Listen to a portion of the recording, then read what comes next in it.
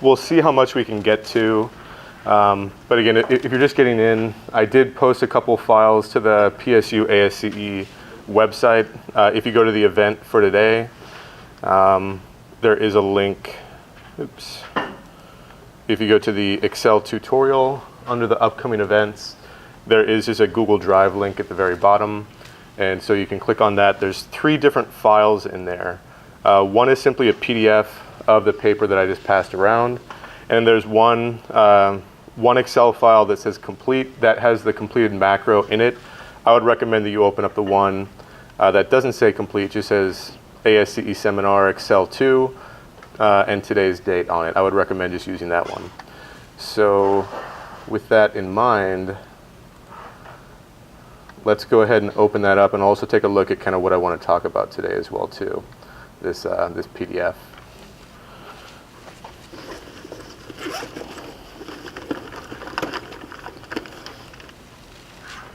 Okay, so I've got a higher definition camera set up today, so I should be able to post this with 1080p, so you should be able to read everything on the screen. We'll kind of test drive it and see what happens. Apparently there are some overheating issues with this camera once it goes over an hour. So if any of you notice that the camera is off or like the light starts blinking on my lavalier or something like that, just let me know, and I brought my other camera as well too, just in case we need it. Does everybody have that file?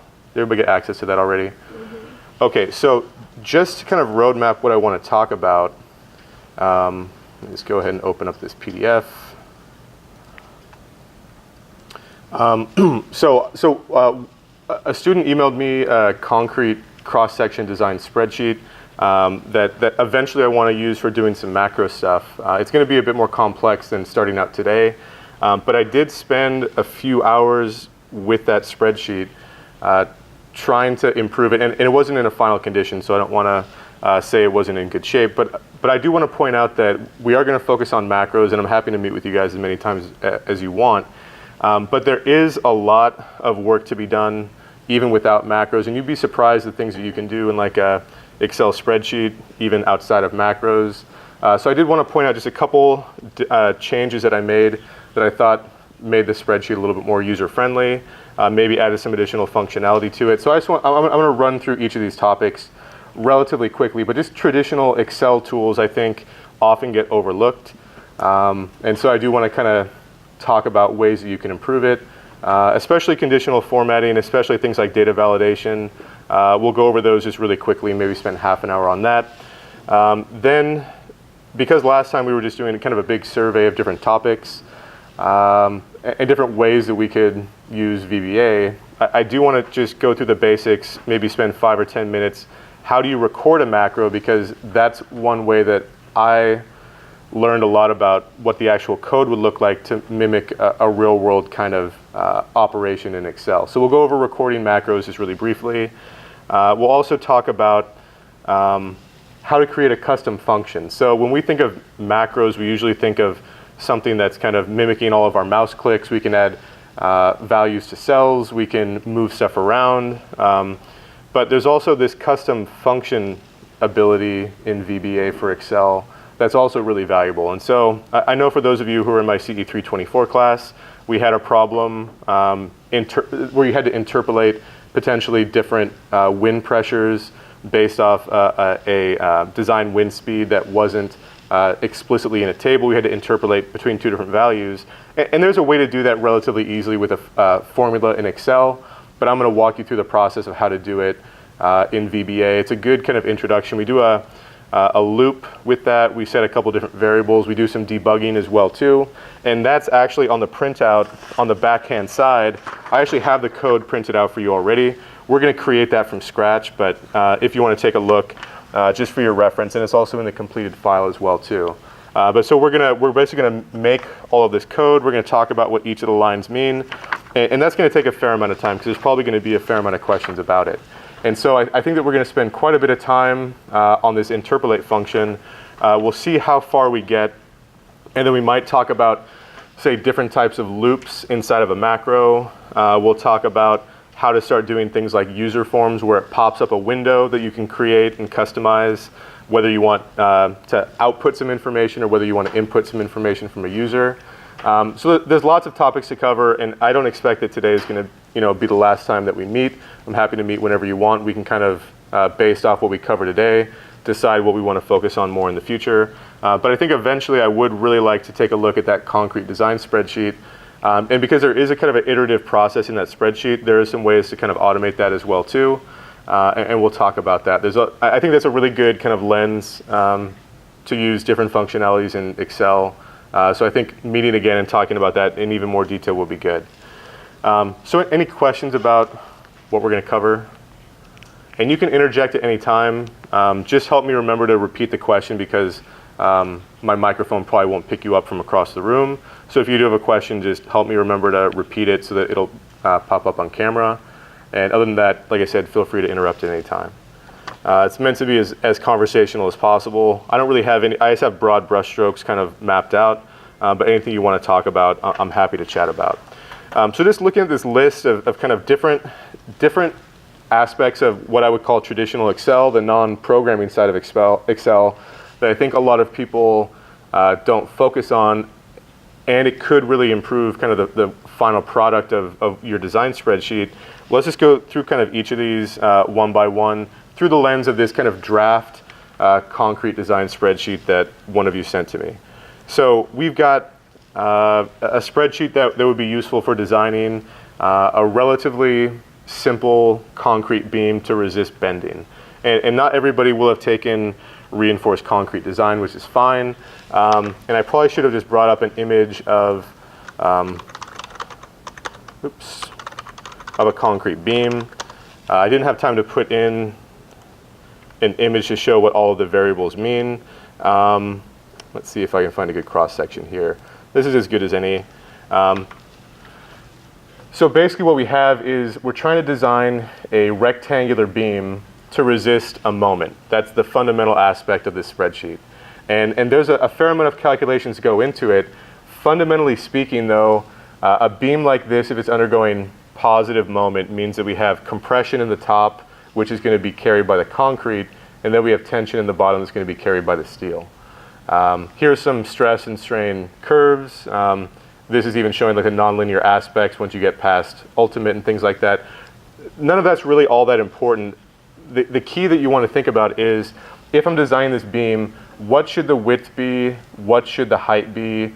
What is the depth from the top of the beam down to this reinforcing down here? How many bars do I need to put in there, and how big do they need to be? There's a lot of kind of variables that go into this, and there is kind of a prescribed hand calc type process that you would go through to figure it out, but you end up with a lot of different options. And so this spreadsheet was set up to kind of follow some of those methodologies. And if we take a look at it, there are some really great things about this spreadsheet in the sense that it gives the user instructions on the right-hand side. It's all set up in a very serial kind of nature where one thing naturally follows the next. Even down at the bottom here, we have a key, a legend that tells us that the light blue cells are input and the gray are output. And then we even have some of these checks right here that clearly catch our eye as well too. So here we can clearly see that this red text has got to be important. It's probably checking something relatively important. And so there's some good visual clues. It's not like a super cluttered spreadsheet. It is still in draft form, and so some of the formatting isn't super conducive to a really efficient review. But functionally, I think it's in really good shape. And so I just want to talk about some ways that we can try to improve it. I'm just going to cover some of those traditional functionalities in Excel, and then we could talk about maybe next time what we could do to make this a little bit more automated using macros and some other VBA type tools. So looking at this, I'm just going to jump over to what I did with the spreadsheet, which is on tab 1B. So I took basically the same calculations. I didn't really change many calculations at all.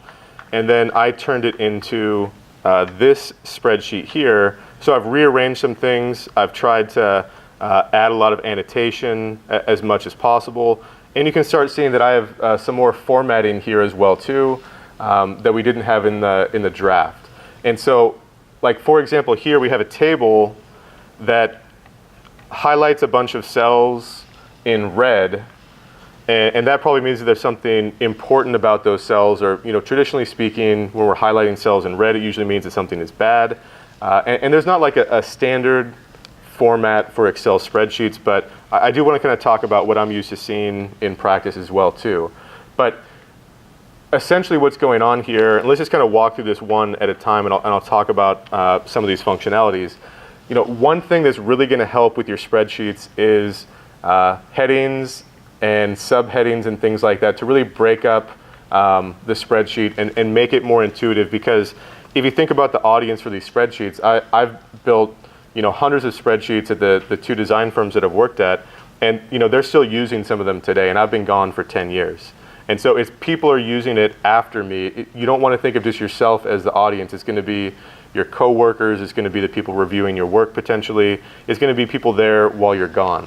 And so keeping that in mind, really turning this into as much of a narrative as it is a calculation is really helpful. And being explicit about what your limitations are important as well too. And so a couple of things, like I said, there's not a standard in terms of coloring the inputs, outputs, things like that. But usually what I'm used to seeing is that a user input would be like a light yellow. Sometimes you'll see a green where it's a user input, but it could be overridden by the user. And so that would be an example where for most purposes of the spreadsheet, it will automatically calculate that. But if you want to override it, we just want to identify the cells where overriding it isn't going to like explode the spreadsheet. And so we'll see an example of that down at the bottom, and I'll kind of talk to you about what that means. But that's always a question. If somebody's using this down the road, the question is, what cells can I modify without blowing up the whole spreadsheet? And there's nothing worse than having somebody take your spreadsheet that you've built, mess around with it, and then say, well, it's not working anymore, and it's all your fault, because they should have just been following the legend at the beginning. There are other ways to lock down these spreadsheets as well too. You can protect the spreadsheet and only allow specific cells to be modified. And we can talk about that later. I forgot to talk about that or list that as well too. And then there's oftentimes for like major or like summary final answers, oftentimes we'll highlight that in blue. And again, every firm is going to be different with this as well too. This is just what I'm used to, and I use it on almost all my spreadsheets. And then there's also a sequence of checks. So what we saw on this draft here is that we see these cells with the heavy red text, which draws our eyes to it because this is most likely a very important conclusion. But with conditional formatting that we'll talk about in a second, you can make this text dynamic, where if it's okay, we can actually change the color to like green, like a bright green meaning like go, red meaning like stop, and then yellow maybe meaning like you're right on the cusp, almost like a stoplight, almost like a traffic light. And so that dynamic aspect of the checks is really important.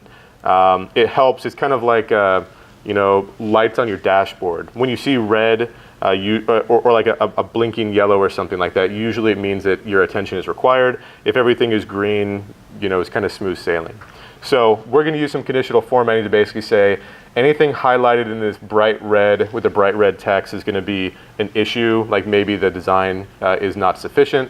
Yellow would mean you're really close to the limit, and then bright green would mean everything is okay, don't worry about it. So as I scroll through a sheet, and I have my interns do this all the time, I basically say every time that you have a check, it needs to be really explicit. It's like the final answer for a subpart of a design class problem. It's like box your final answer, make it stand out, and as I go down the sides, I want to see, does it work, or does it not work? And it needs to kind of stand out. And so, again, this is not any VBA macro type stuff. It's just some additional functionality in Excel, but it makes reviewing your spreadsheet 10 times faster, and that helps quite a bit too. So something else to keep in mind. I did add a section to talk about assumptions, and so this isn't really like the given required solution format that you have on an engineering homework, but it kind of follows the same idea, is that if we do have assumptions, we need to be explicit about them.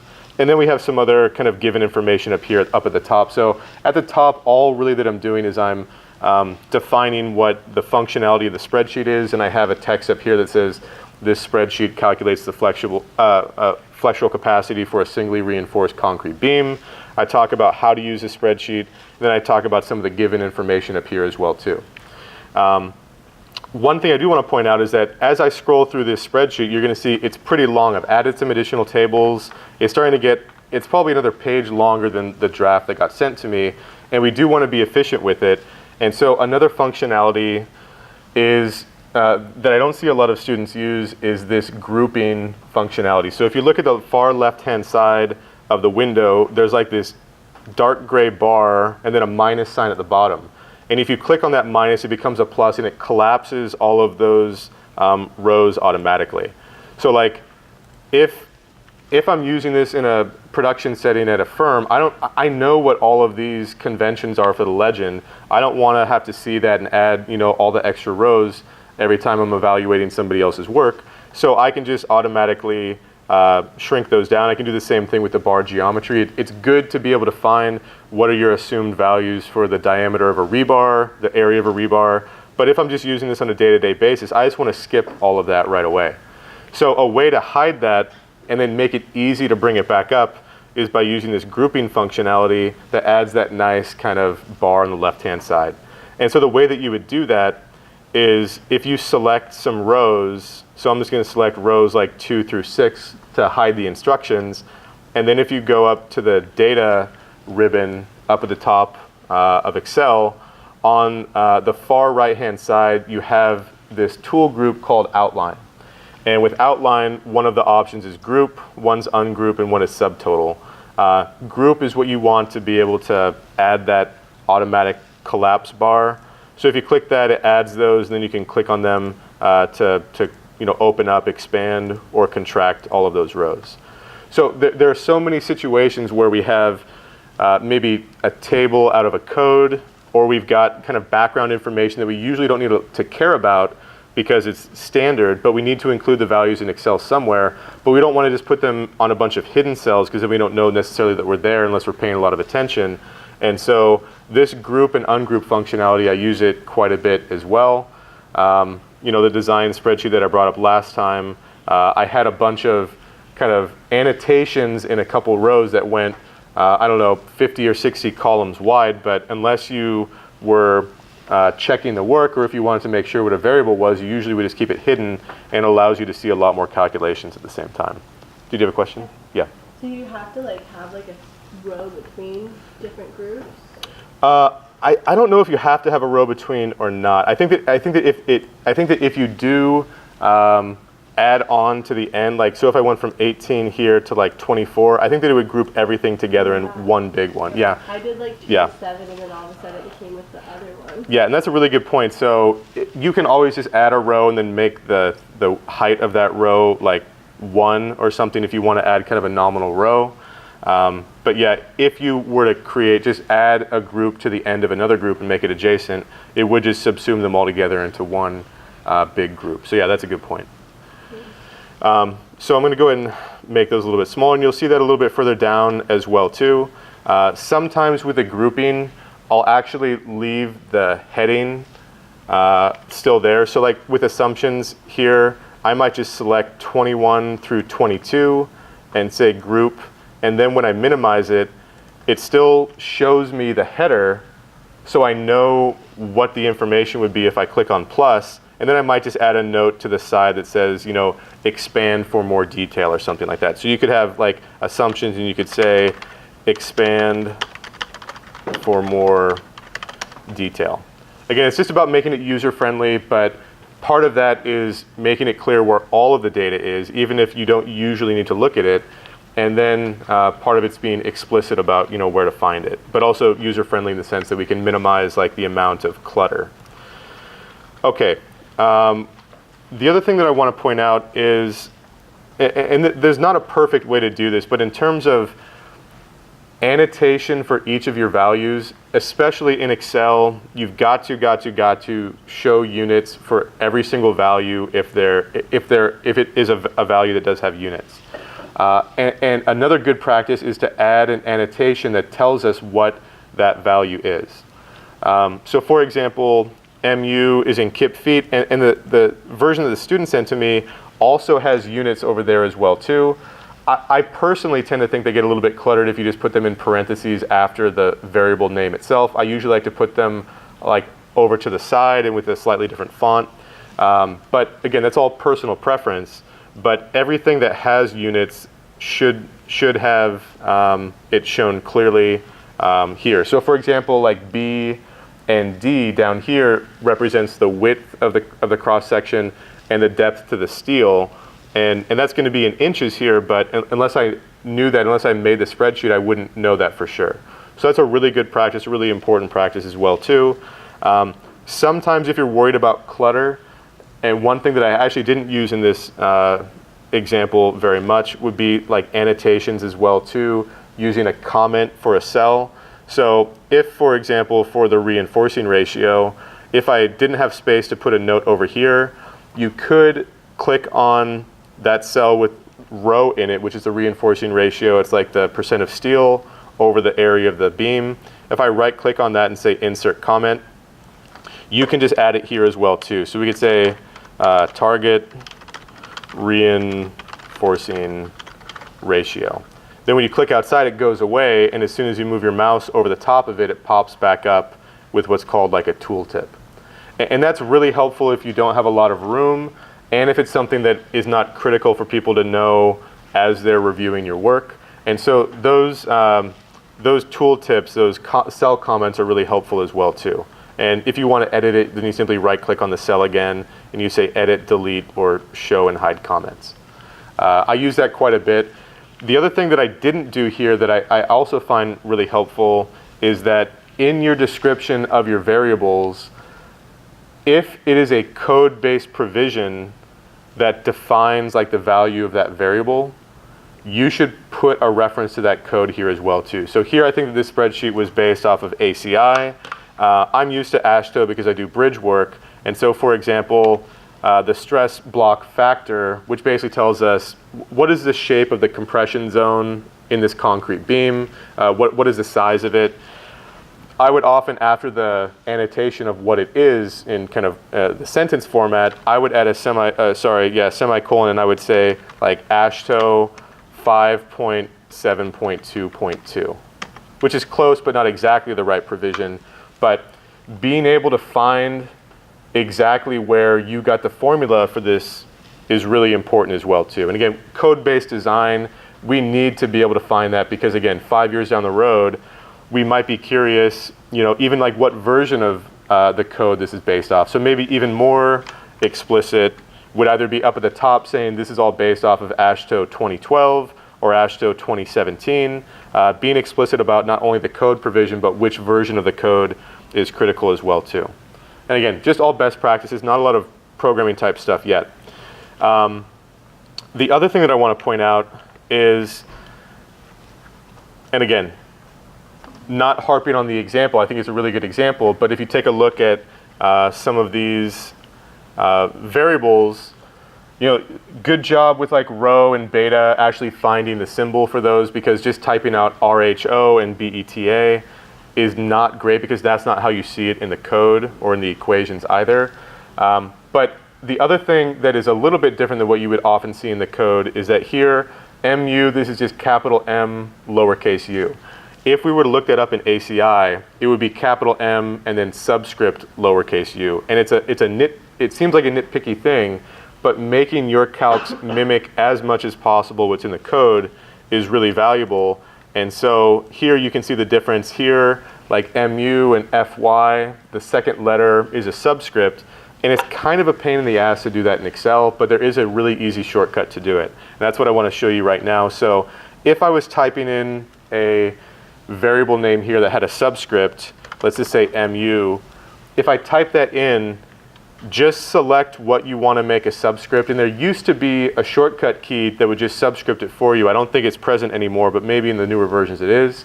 But select whatever you want to be a subscript or a superscript, and then press the key Control, and at the same time hit 1. So Control 1, this just brings up the cell format dialog box. And so I'll use it not only for subscripts and things like that, but I'll use it for borders and all that. If you only have a portion of the text selected, this format cells dialog box will only allow you to format the text. If you have the entire cell selected, then you can change things like borders, units, and things like that. But here, I just click on subscript, hit OK, and then it drops that down into the subscript. And again, it's all about just making this as easy to review as possible, as much of a mimic of what's in the code as possible. And I just have my left hand on my keyboard while I'm moving around with the mouse with my right hand.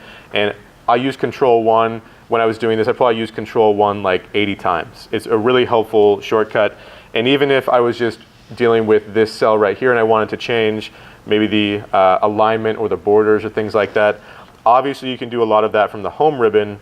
But if I hit Control 1 when the entire cell is selected, you see that I have options for border, fill, protection, alignment, number, things like that as well too. So Control 1 is a really helpful shortcut that I do use quite a bit. Okay, let's talk about, so the inputs that I have here, again, they're clearly outlined in yellow, and that's what the drafted as well too, just a slightly different color. I do want to talk about down here in row 52 where I have this fee assume value. So one of the aspects of this concrete design is that you need to assume what's called a strength reduction factor at the beginning of the process in order to get like the preliminary size of your beam. Now here, if I were to make this, I could make this a function of the strain in the steel that I calculate at the very end of the spreadsheet. But if I do that, it's going to tell me I have a circular reference because I use this at the beginning to preliminarily size my beams. So I need to assume a value right here, and I just assume a high value, which means that this is what's called a tension-controlled cross-section. Again, you don't need to know what that means, but I do need to assume some sort of value right here. Now the default would be that I suggest that you use a value of 0.9. If you want to say iterate that, or if you want to guess a different value, you could change this, but the green simply means, look, this is like the recommended value. If you want to change it, you can, but any of these other cells that are in not highlighted at all, you shouldn't be changing them at all. So again, if I wanted to protect this sheet, I would select everything with yellow and green, and I'd allow modifications to be made to them, but I wouldn't allow modifications of anything else. And so one of the things that we'll do later on if we meet again would be, how can we not create this iterative process, or how can we automate that iteration so that we get not just a guess of what the sizes should be, a pretty good guess, but still a guess, and how can we figure that out more deterministically, or how can we press a button and then have Excel do it for us automatically. That's going to be a bigger kind of project, and we want to get into some of the other functionalities first. A couple other things, just in terms of formatting of tables, I like to be as consistent as possible. So row headers, column headers are bold, and they're slightly filled in with like two different shades of light gray. Again, you'll have your own personal preference for stuff like that. But you can see here when it comes to things like BD squared, I was explicit with the subscripts and the superscript to make it as user-friendly as possible. Same thing with the multiplication symbol. You wouldn't use Shift 8 for the asterisks. If you're trying to mimic what you would see in a textbook or in a design code, I go to Insert Symbol and find that multiplication symbol. And if you're not familiar with how to insert symbols, so if I was just typing in some text right here, I needed to add like a beta to the end of it. If you haven't used this in Excel before, if you go up to the Insert tab while you're in the cell, the only option on Insert that will be available is the symbol button, and then that will give you a large character map that you can choose whatever symbols you want. The Greek symbols, you'll get used to finding them. They're about, I don't know, a couple hundred characters down. So I have capital Greek symbols, I have lowercase Greek symbols as well too. And you can go ahead and insert those. You can also insert them using like the character map program in Windows as well too. Yeah, Paulina. Is there any shortcut for certain of the symbols? Because oftentimes it's like incompatible with the symbol. Yeah, so the point is it's a pain to get to that symbol functionality. There are ways, and actually that would be a really good thing to talk about next time we meet as well too, is that you can define your own user shortcuts for a lot of functionalities in Excel. And I haven't customized this one yet. It's just a new install of Windows, and I don't use this computer all that much. But there are ways to define user shortcuts for some functionalities. Like for example, I think there's a way to do like a Control or an Alt and then some keystroke to do the subscript. But I don't think it's built into Excel. I think we need to add that functionality on our own. Yeah, Alex. So if you going to memorize the actual Yeah. code. Yeah, so there's also Unicode codes where you hold down Alt and you type in like 234 and it'll give you some sort of symbol as well too. So like Alt 234 gives me omega.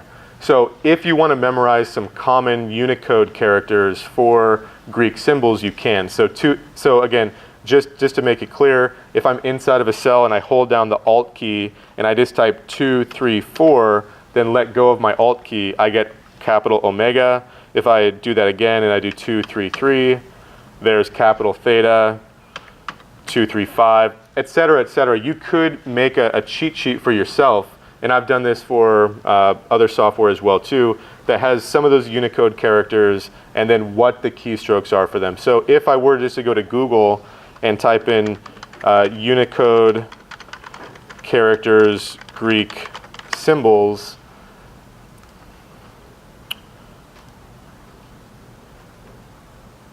okay, so here, I mean, you can just print out one of these and have it if you want to use, if you end up using these a lot. So for example, it tells you, this says U, but I think it would just be holding down Alt and then 3, 7, and then one of these other, values here. Maybe this one isn't as relevant, but my point is there are charts out there that'll work with the Windows keystrokes, and so it might just take a little bit of digging. If I find that, I can publish that under the seminar Google folder as well too. But my point is, no matter what you want to do in Excel, there's almost always a way to automate it. And you could even make like a macro where you hit a keystroke and then you run the macro, then it brings up something that looks like this, and you click on what you want to insert. Like we could make that as well too. That's a bit more advanced, but we could absolutely do that as well too. So maybe we could talk about other functionalities and actually customizing Excel, because for those of you who have done some drafting or know people who have done drafting, at least when I've done it at DEA and TY, I had a bunch of cheat sheets like this that would help me with symbols, but also within the software itself, I would have a bunch of customized toolbars where it would automate things like drawing a 90-degree bend in a number 3 rebar. I would just click a button and it would automatically populate that for me. That's kind of like macros as well too. So we can add some of those functionalities for things that you use quite a bit. So I think that would be another, again, good topic that kind of covers both the non-macro stuff, but also incorporates some macros or customization to Excel. So that's a really good question. Okay, so we talked about a little bit of formatting. The next thing that I want to talk about that I think adds a lot of functionality to especially design type spreadsheets like this, where you have discrete options that you need to choose from, is one of the things that we need to design in our concrete beams is how we're going to tie all of these longitudinal steel pieces together. We also need these other what are called ties to be able to resist shear forces, but the tie itself, I don't know if I have a good example I can kind of show you what I'm talking about. Yeah, so right here, it's not a great image, but the bars that we've been designing so far, or this spreadsheet is intended to design, are these longitudinal ones that run parallel to the beam. But we do need these ties or stirrups, or what are called shear reinforcing, to hold the bars together when we pour the concrete around them, and these can also resist shear forces as well. So these ties right here are important for this spreadsheet because it affects the location of the longitudinal bars. Because we usually need like 1.5 inches of clear distance from the bottom of the beam up to the closest piece of steel, if those ties are running underneath the longitudinal bars, we have to add that distance. So we need to take it into account, at least from a geometric standpoint. But if you're not familiar with rebar, that's not a big deal. The point is we only have a certain number of options for our sizes of rebar. And that's one of the tables that we kind of hid up here. These are standard values for like 12 different sizes of rebar, all the way from a number 3 up through a number 18. And this number simply represents the nominal diameter of the beam, of the rebar in 1/8 of an inch. So here a number 3 is nominally 3/8 of an inch in diameter. A number 8 is nominally 1 inch in diameter. And then there's an associated area with each of these bars too. That's not quite pi r squared, but it's pretty close. So if I'm selecting my tie size, because I need to know the geometry and how it's going to affect where the other bars are, I only can select between a number 3 and a number 18, and it's not even inclusive of all those values. It's not like a range from 3 to 18, because we're missing 12, we're missing 13, we're missing 15, 16, 17. And so adding a drop-down box, what's called data validation, is great for these design type spreadsheets. So here, I have an input, but I'm limited to what I can input into this box. And when I click on cell E69, I get like this drop-down box where I can choose anywhere from a number 3 all the way up through a number 18, but only those. And if I try to type something else in, actually I'm getting an error here. We'll talk about that in a second, and we'll fix that. Yeah, it should be grabbing a value from that table up above. If I try to type in some other value like 54, it's going to give me an error and say, no, you can't put in a value that doesn't match the restrictions of this cell. So another good way to kind of keep people from putting in bogus values or kind of breaking your spreadsheet that way. And so the way that we do that is also on the data tab, just like with the grouping. If I select the cell of interest and I go up to the data ribbon tab and I click on data validation brings up a dialog box that allows me to kind of limit what kind of numbers or values can I put into this cell. So it allows, the very first option is any value. There's whole number, there's decimal. You can even specify for like whole number what the range is, like the lower number, the higher number. Decimal, same thing. A list, which is where you provide a list of values that they have to choose from, which is what we did here. All the way down to like date and time, all kinds of options. If I choose list, then the nice thing about this data validation is I can simply select a range of cells that comprises that list. So here I only want them to be able to choose, number 3 through number 11, and then 14 and 18. And I already happen to have those in a list in cells in my table. So I simply click on the little Excel kind of icon to the right, this little table icon to the right, and then I go up and I select all of the cells that have the relevant values.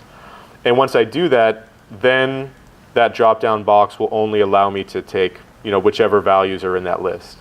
Now, I just talked a second ago when the nice thing about this is I can then use whatever value I have in this user input cell to then pull out relevant properties of that rebar size. So here, all that I care about, because it affects the geometry, is the diameter of the tie. And I know that because I've annotated it, but also I might be able to get part of that from just the variable name.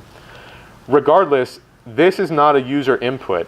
I don't want to rely on the user to look up in a table what is the value of the diameter of a number 7 tie. I want that to be automatically populated because it's just a clerical kind of exercise and the easy kind of one that we can automate with Excel as well too.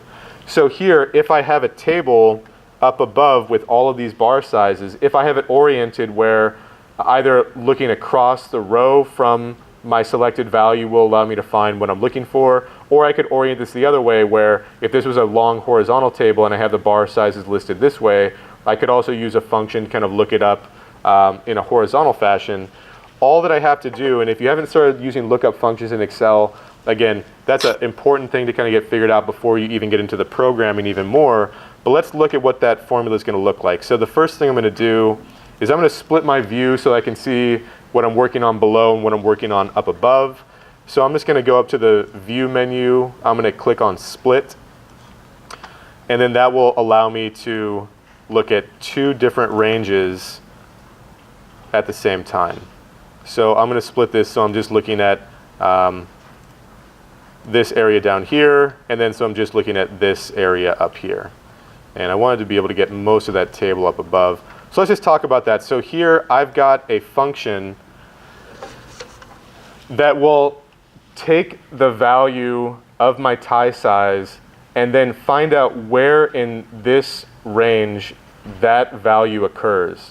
And then it will simply look over to the adjacent column, actually 2 columns over to the right, to figure out what is the associated diameter of that tie. And so there are functions called VLOOKUP and HLOOKUP that do this in a little bit more of a efficient manner. But this framework, which is index and match, is a much better way to do it. Because it's more robust, you can apply it to many more situations. So let's just go ahead and write this equation just so you can get familiar with it. So the first equation, and let me just change the font here just really quick. The first equation that we care about is called index. Or first function that we care about is called index. And so again, if you don't know what index is, I'll walk you through it right now. If you ever have any questions, once you've typed in the name, you can always move your mouse down to this tooltip box and click on the hyperlink. It'll bring you to a Microsoft help menu that's really helpful to kind of walk you through the process of what the function does. Some of them even have videos as well too. So this one has like a video that'll walk you through it as well.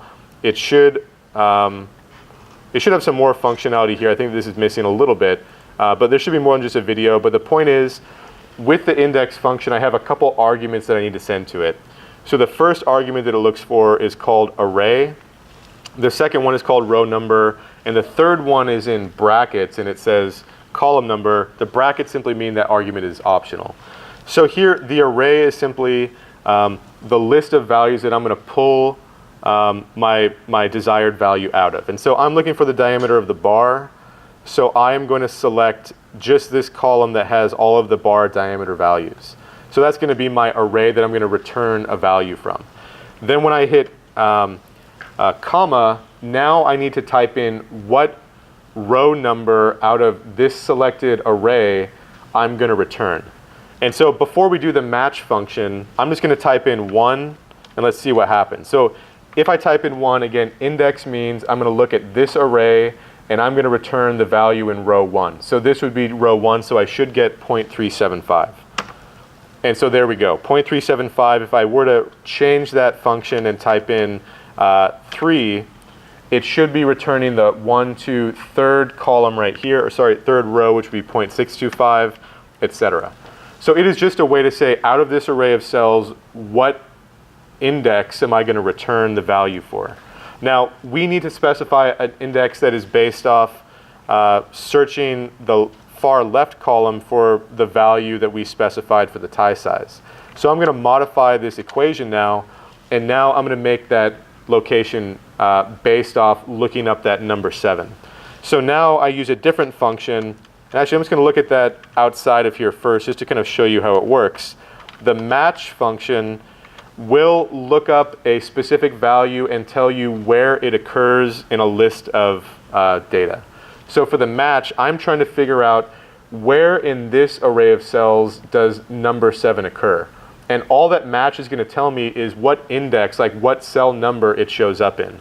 So if I do match and I select all of these bar sizes, that's the, if I do match and I select the number 7, the tie size, that's what's called the lookup value. And then if I do comma, now I want to identify the lookup array, which is all the values that I'm going to search for my lookup value. And then the last one is called match type. It can be, if you have numerical values, there's like a less than or a greater than. If you're doing text, you just want to select 0, which means that it will only return the index if there's an exact match. Whereas if you have an ascending or descending list of numbers, it can also return you like the closest value that's less than your target value, which is helpful for computations later on, but we're not going to get into it today.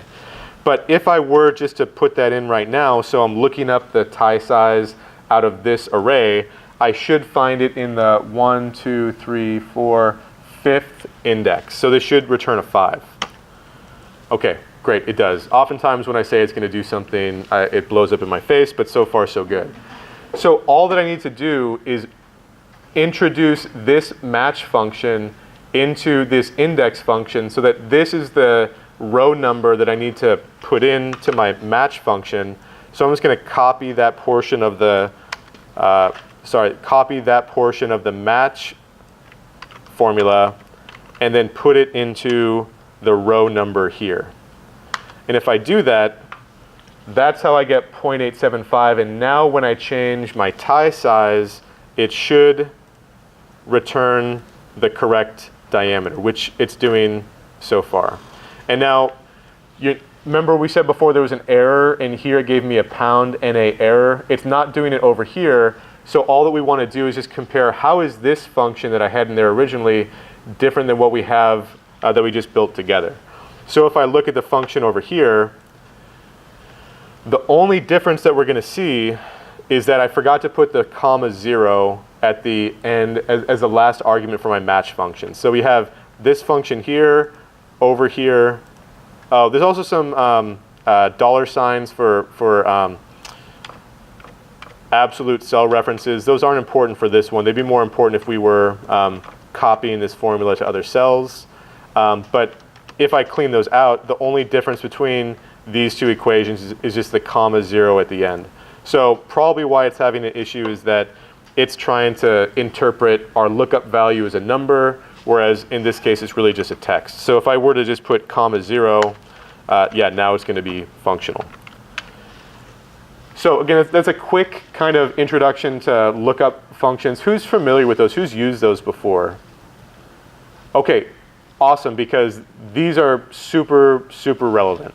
And we could spend a whole day just going through lookup functions, and I could bring up some other examples. So again, really great to get that functionality down even before you get even more into macros. I mean, they're both valuable, but the fundamental formulas in Excel, you know, the interpolation function that I made for the solution for my CE324 class, I didn't write a VBA macro. I just used lookup cells. So we're going to make a macro today that basically just mimics the functionality that we just did here with lookup functions. So we can talk about that later on too, if you guys have some interest in that, because you know these lookup functions are the ones where I've had like maybe like 200 characters long formulas, because you can nest a bunch of those functions and they have a lot of additional functionality that kind of mimics what you could do in VBA.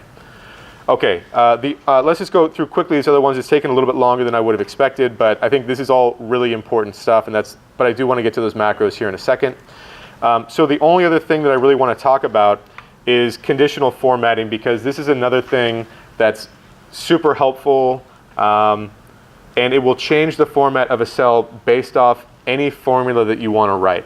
So what I've done here is that this design spreadsheet basically initially calculates like a preliminary width B and depth D of our concrete section. And there's some textbook equations, some good kind of algorithms that'll get you to that point. But then you need to start putting steel in that concrete cross section. And the number of bars that you need for that concrete cross section might be so many that you can't fit it inside of the concrete. So we have say a 12-inch wide beam, and based off the minimum spacing of our rebar, we might need 20 inches just to fit all of the rebar in. And there are other design considerations that we can do, like bundling bars that we're not going to talk about. But this spreadsheet here, or this table right here, basically tells me I have a minimum width, we call it a design width B for the concrete. And then all of the numbers in here are what the width of the concrete needs to be in order to fit all of the rebar in. So anytime, and we have multiple different columns corresponding to different aspect ratios of the beam. So the values over here on the left-hand side are super narrow. The ones on the other side are super narrow. And actually, I found another issue in here as well too. Let me just go ahead and fix this, and I'll upload the newer version. All that I did is I was copying some values from up above, but all of these values are the same, and they should actually all be different. They should be matching the values up here. So I just made a mistake with my absolute reference. So here in cell E77, down at the bottom, I have an absolute reference to this cell up here, which is E60, but I have a dollar sign in front of the E and a dollar sign in front of the 60. So when I copy that function over to these other cells, it is always just going to reference that static cell E60. So if I look in this function over here, it still says E60. I need to take the dollar sign off of the E so that it won't, it will change the reference to follow these values to the right with the other column. So I'm simply going to change this to E without the dollar sign 60. And now when I copy this and paste it over here, and I'll just do a paste special with formulas, it will update those values to match what we have up above. So that was just a mistake on my end. That mistake's here, that mistake is here. Okay, and now let's talk about, with that in mind, let's now look at this conditional formatting. Yeah, Paulina. Is there a way to insert the dollar signs very quickly instead of just Yeah. using the shortcut for that? Great question. Yeah, so if we're doing a reference like that, if you go into your function and you hit F4 right next to that variable, it will cycle through the different options for it. So double dollar signs means that the row and the column do not change. A dollar sign in front of the row means that the row won't change. A dollar sign in front of the column means the columns won't change. And then this only matters when you're copying a cell from one to the other, a formula from one cell to another. But F4 would be the shortcut for that. Yeah, no problem. Okay, so again, let's just kind of look at one of these columns and see why all of these values here are red. So this column here says that the width of my beam is 6.25 inches. But it says in order to fit these number 3 bars, these very small 3/8 of an inch bars, I need almost 12 inches of width. So because 12 is greater than 6, I can't fit all of them in the beam. And so I want to highlight that as red and basically say that won't work. And the same thing like with a white cell over here, a non-highlighted cell, I have a required width of 9.9 inches and I have a available width of 10 inches. So it's not going to highlight as red because there's not a problem with that one. So the way that we can dynamically highlight these is with conditional formatting. And if I were to select all of these cells, this is where the absolute and relative references get to be a little bit tricky. If in my home ribbon I go up to conditional formatting, I'm just going to go ahead and clear the rules right now so that we can just recreate them. I'm going to clear the rules from my selected cells and it'll get rid of all of that highlighting that we just had. And now I want to create a new rule that will basically tell me if the required width is greater than the available width, highlight this as red. So the first thing I'm going to do is just go to conditional formatting and say highlight cell rules. And the first thing I'm going to click would be highlight if it's greater than another value. This is just a starting point that we're going to modify the equation in a second. So here for highlight cell rules, I can click on greater than, and I can say format cells that are greater than, and then if I click on that button to select a cell, I'll just say greater than this value right here, the 6.25, which is the width for the first kind of beam options in column number 1. So when I select that, everything gets highlighted. And if I hit OK, I see that every single one gets highlighted because every single value in this table is greater than 6.25. If I were to just hard code in over here a value of 5, it would not be highlighted because it's less than 6.25. But so far, everything in here is highlighted. Now, the problem is that the conditional formatting that we just applied isn't dynamic. It's always referencing just this one cell right here, the 6.25. I want all of the cells in the second column to reference the available width in the second column and on and on, whereas this last column should only be looking at the available width for this. So the way that I do that is if I go back to conditional formatting and I go to manage rules, I can say edit rule, and here it's just doing this simplified greater than analysis. I want to instead use a formula to determine whether or not I should be highlighting that cell because you have a lot more functionality with just the function. So if I click on that, I can type in a custom function that using absolute or relative references will, when I move over to the next column, will move what I'm referencing or what my limit value is. And so the way that we would do that is we have to set up a Boolean equation that simply says if this is true, fill it with red, you'll highlight it with red. If it's not true, leave it as it is. So the Boolean equation would simply be comparing the value of this first cell, the upper left cell in my range, and seeing is that greater than the limit right above it. So the problem with this equation that we have set up here is that both of these are absolute references right now. They have dollar signs in front of the E, dollar signs in front of the row number as well too. And so as I look at every single other cell, let's just see what happens with this first, then I'll show you how to fix it. So if I click on OK and OK, if I were to make the available width, say 12, every single cell is going to not be highlighted anymore. Even though like here, the required width is 13, because it is greater than this value, it should be highlighted, but all that's happening here is my conditional formatting is only comparing these two values. To make it move with my rows and my columns, if I go back to conditional formatting and click on Manage Rules and Edit Rule, I need to make the column E variable.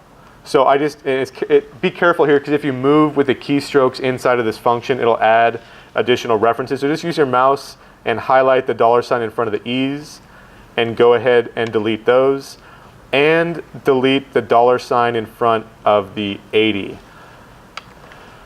So the only $ that we have left is in front of the 79. And so what that means is that when this bottom cell moves down, if I was looking not at the upper left-hand cell, but the one down below, because I don't have a $ in front of the 80, it's going to allow me to move the reference of that cell with whatever new cell I'm looking at. Same thing, there's no $ on the E, so when I move to the right, it's not going to be focused statically on this upper left-hand cell. It'll be focused, its focus is going to move. And then for the limit, the E79, it needs to stay in this horizontal row, and that's why I leave the $ on the row number, but I want the column to be able to change, from column E all the way up to column L. So this takes some getting used to. If I click on OK, click OK again. So what you're going to see here, and I butchered that, there we go. What you're going to see here is that now it only is highlighting the cells where the required width is exceeding the available width in this header row right here. And that's why we don't have all of them highlighted. We don't have none of them highlighted. We have just the ones based off their limit up above. And again, it's kind of like a lookup function, and those absolute and relative references get to be kind of a bear. They take quite a bit of getting used to, but that's how you would deal with it. And so for a designer, this is really helpful because I can figure out really quickly, okay, which of these options are viable, and then not pick one of them that's in the red. And I can have that check later down below as well too, but that's just one thing to keep in mind. So that's a really helpful functionality. The other place that I use conditional formatting is at the very end.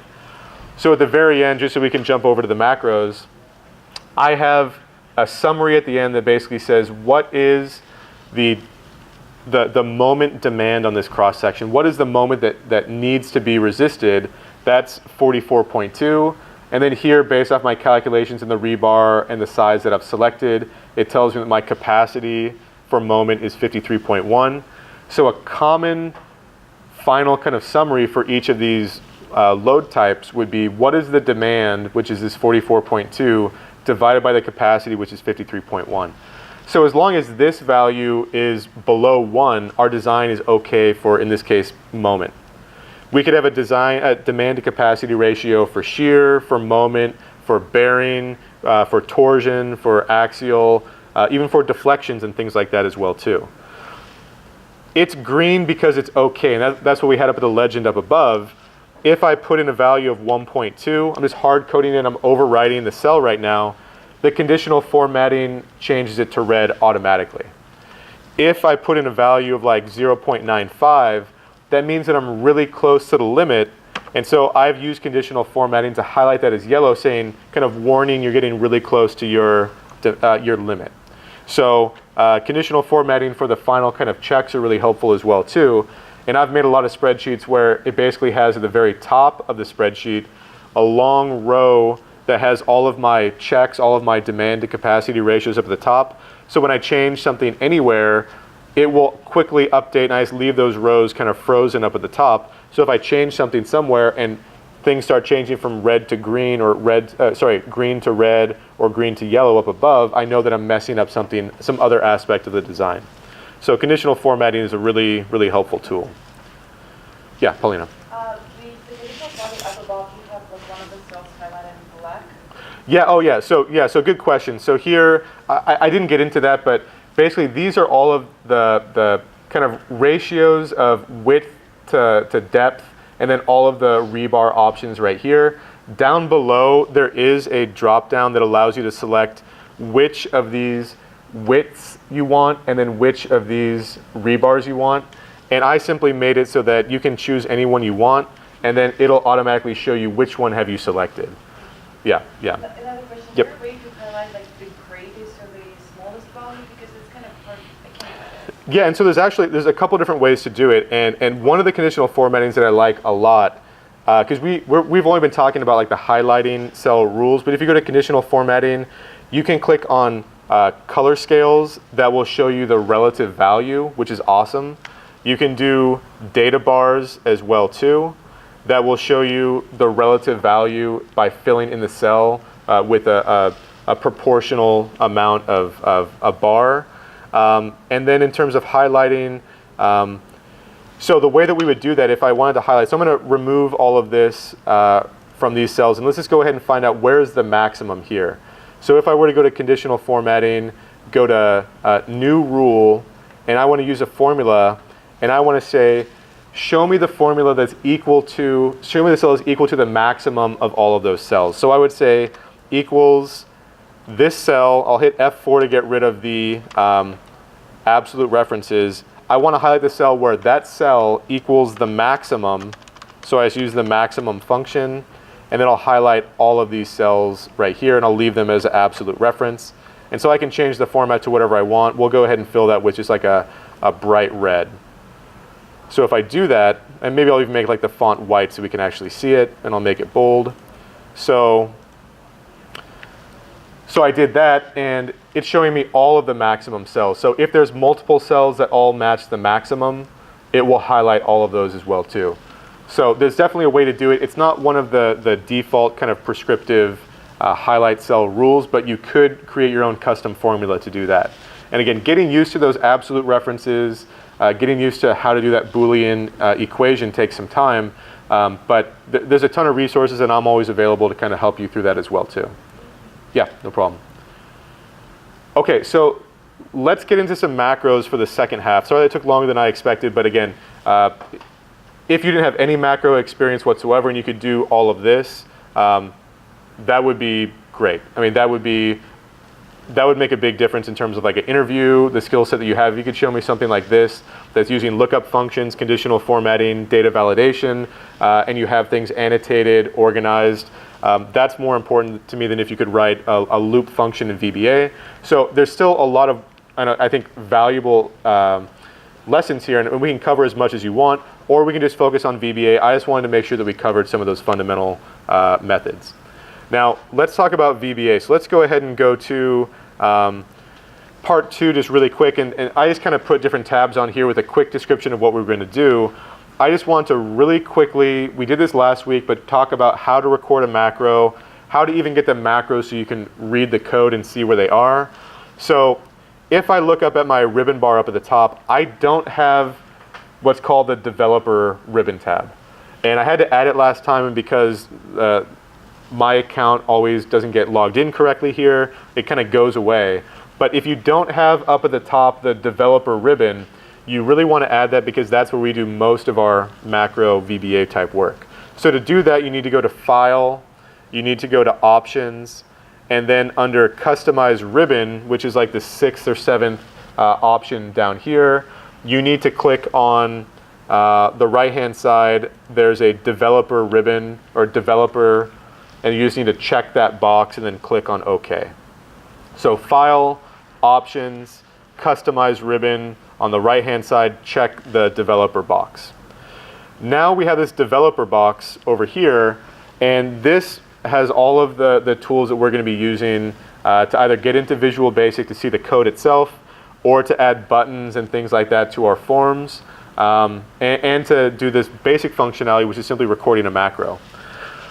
So what we did last time is we simply went over to the third button from the left that says Record Macro. It will ask us to define a macro name. Macro 1 is fine, but we can call it whatever we want. And there's even a shortcut key for it as well too. So there are shortcut keys that you can use to automate running a macro. So that's one of the things that we were talking about, is kind of setting up automation and easy keystrokes. And now if I click on OK, I can do whatever I want. I can type in some numbers. I can change formatting of cells if I want to. I can, copy some cells or cut them and paste them. Let's see, I can, change the format. I can delete rows if I want to. Anything that I want to do is being recorded and turned into code that could be executed later on. When I'm done playing around, all that you need to do is go back to the developer ribbon and then click on stop recording. And it looks like nothing has happened, but every single operation that you just did in Excel has now been recorded. And if you want to see that, the best thing to do is simply click on Visual Basic in the upper left-hand corner of the developer ribbon. And this left-hand pane tends to be a little bit narrow, so I'm going to widen it a little bit. And where your code exists is under this Modules tab or folder in this tree view on the left-hand side. So you're going to notice that it has like the name of your file up above. It has what are called Microsoft Excel objects, which are each of the tabs that I've defined in this workbook. But the VBA code is all under these modules. And if I double-click on Module 1, it has a macro. It says sub macro 1 with open parentheses, close parentheses. And then every single thing that I've done is laid out in the commands that VBA can interpret. So range, and then in parentheses, in quotes, G8.select. Pretty intuitive. That means that I went to cell G8, and then I selected it with the mouse. So you can make VBA select specific cells. And then it says the active cell, which is whichever cell is currently selected. And then it says formula R1C1 equals, in quotes, TRYR. I just typed in really quick on my keyboard TRYR. And this is how I could set a value for a cell. There's even information about like selecting multiple cells and then adjusting the color.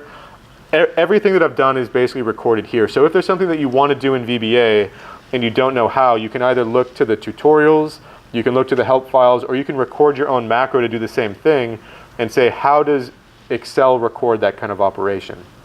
Now, this doesn't always do it in the most efficient way, so it's not like the be-all, end-all of the how to write good code, but it will get you figuring out some of the functionalities. And the other thing I point out as well, too, is that here for the very first command, like range G8.select, that period kind of identifies the start of different commands or properties that we can run for any of what are called objects. So the range is an object that could represent a single cell or like multiple cells, just like there's an object called the workbook. So if you do workbook dot, it'll give you different options and properties. So if I were to go here, just as I start typing in a function, I type in range in parentheses and quotes G8, and then I hit the period, it will give me a long list of either what are called methods or operations that are kind of those green rhombuses with like the little movement icon on them, or it'll give you something that looks like a little table with a hand holding onto it that are called properties. And all of these, you can either read a property, set a property, or run some sort of operation. And so these are good to kind of just browse through and say, like here for formula, one's called formula, and I could imagine that's a property, and that would allow me to set the formula for a given cell. Yeah, Rebecca. Was the period here kind of like when you're in Excel in the cell, like doing the equal sign, kind of starts you writing the function, the period's kind of like a new line or a new thing? Yeah, the period, what the period is doing is it's designating that everything to the left of the period is the object. And then everything to the right is either a property of the object or what's called a method that the object can run. So a property like formula, so if I were to, let's just go ahead and delete everything else in here. I'm just going to say, don't delete n sub. That's a critical line. But let's just do one simple macro here that says range G8.formula, and then we'll say equals, and then in quotes we'll just say test1212, end quotes. And now let's do another one that says range, and same thing like G8. And let's find something else that we could do with that. So if I do range in parentheses and quotes G8, and then close parentheses and period, let's go ahead and look through these and see what kind of, maybe a method, because we just said a property, which was the formula. Now I want to run like an operation. So I think activate is probably as good as anyone. Activate, we already saw the same kind of verbiage a little bit earlier where activate was like selecting that cell. So here when I click activate, I don't set that equal to anything. A method is simply like a command that you're going to run. So whereas with a property I had to set it equal to something, the method has to be just stand alone by itself. Sometimes you'll give it some parameters, but here we're just going to say activate.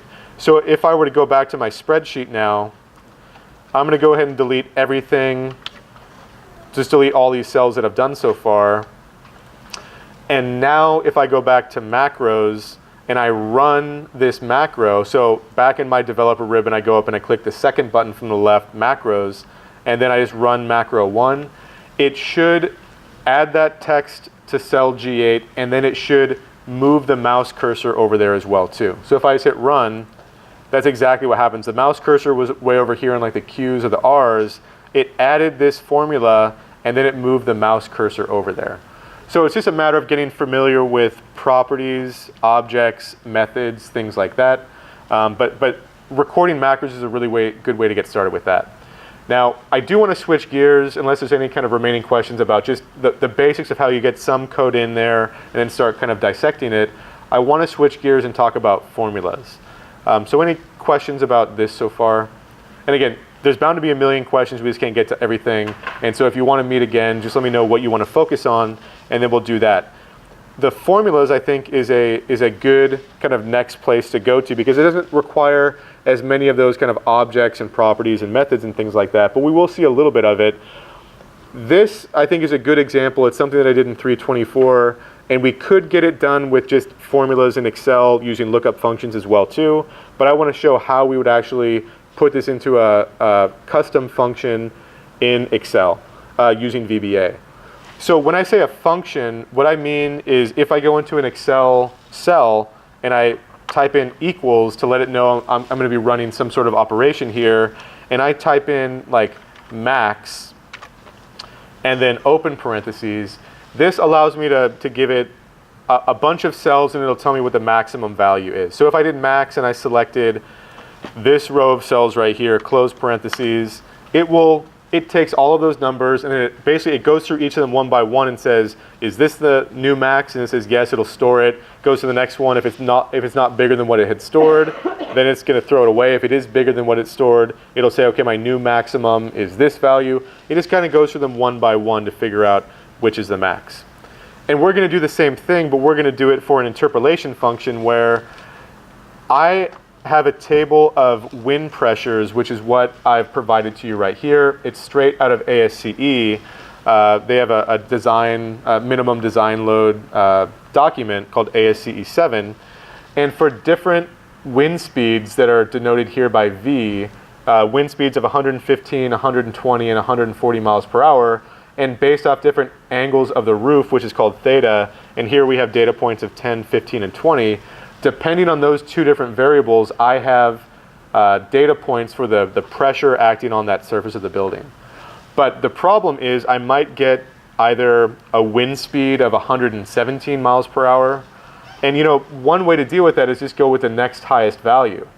The other way to deal with it is to sharpen the pencil. If you're really close to your limit, sharpen the pencil and figure out, well, what is the linear interpolation of 117 miles per hour for this region of the roof, region A, at 10 degrees of roof slope? What is basically the weighted average between this value of 23.7 and this value of 25.8?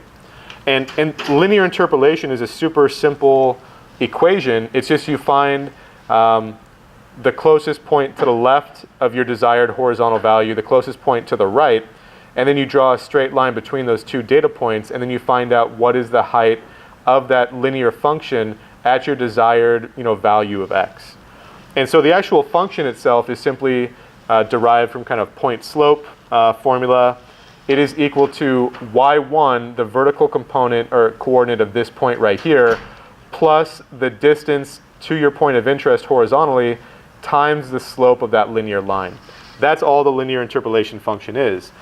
if we were to write this into an Excel custom function, we would need to say, okay, if I had a bunch of points, which 2 points represent right before my value of x and then right after my value of x? So what 2 points sandwich that desired value of x? And then I would designate those as kind of x1, x2, and then the corresponding y1 and y2 is all that I would need to then run this equation right here. So let's go ahead and just jump into how we would actually create that custom function, because that's what I want to be able to put into. Actually, I meant to delete these out, so I think that it might still be in here. We'll go ahead and delete it, then we'll create a new one. But yeah, I forgot to delete these out. I meant to only leave them in the complete sheet, but I'm just going to go ahead and delete them right here.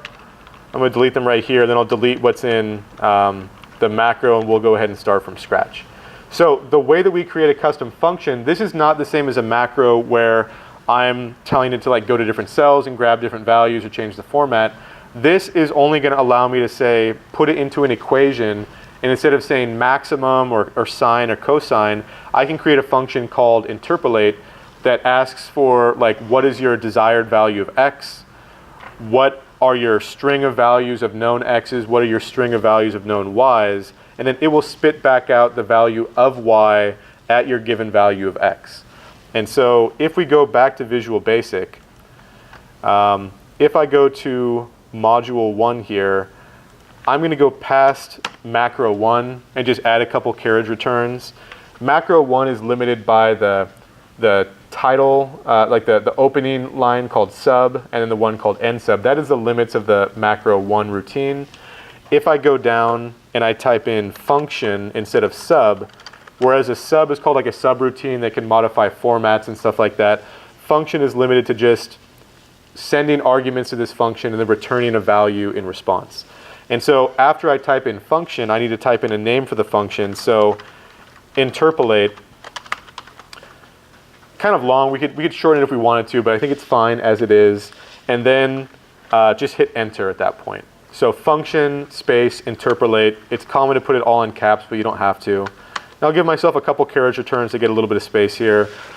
So we now have a function interpolate that's just bare bones. So I could use this in an Excel function right now.